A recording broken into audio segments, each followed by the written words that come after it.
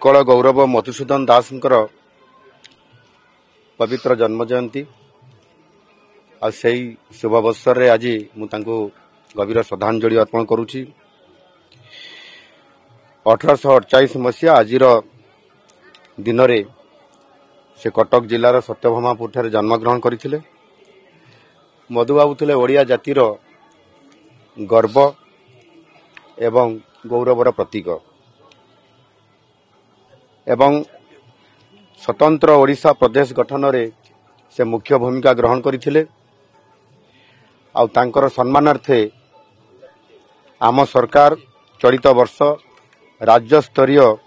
जो ओडिशा दिवस पालन करा जाउथला ताहा तांकरी जन्मस्थान सत्यभामापुर ठारे आम सरकार आरंभर पूर्ण भाव में पालन करिसंती एवं सबुबेले ओडिशा एवं ओडियार उन्नति एवं स्वार्थ रक्षा पाई मधुबाबू निरंतर भाव में ओडिशार स्वाभिमान को बजाय रखा पाई संघर्ष करी आसुथिले एवं से चाहूले सबुबेले ओडिशार सामग्रिक किभली भाव विकास हो आउ सेथि पाई से शिल्प प्रति प्राधान्य देइथिले एवं सेथि पाई मध्य से प्रतिष्ठा करथिले उत्कल ट्यानेरी एवं ओडिशा आर्ट ओयार एभली अनेक शिल्प मध्य से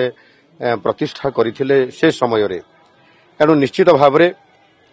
ओडियार स्वाभिमान पाई प्रतिटी मुहूर्त जहार प्राण कांदुथिला सेई आमर ओडियार स्वाभिमान थिले मधुबाबू।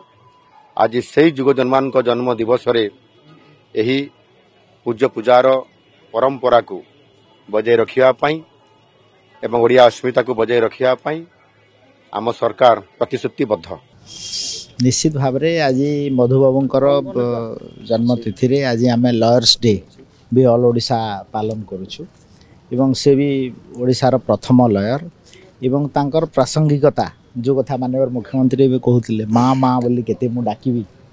ये प्रासंगिकता निश्चित भाव में ओडिया अस्मिता एवं मधुबाबूंकर जो कथा आज भी ओडिशार मन प्राण रे अछि एवं से सब बेले कहते जे मु ओडिया ओडिया माई मु गर्वित मु ओडिया घरे जन्मित। तो निश्चित भाव में तांको कथा को आज मन पकई आज विधानसभा परिसर रे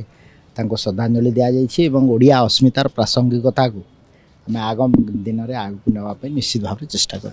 जदि आपंक आम भिडी भल लगा तेब आम चैनल को लाइक शेयर और सब्सक्राइब करने को जमा भी भूलु नहीं।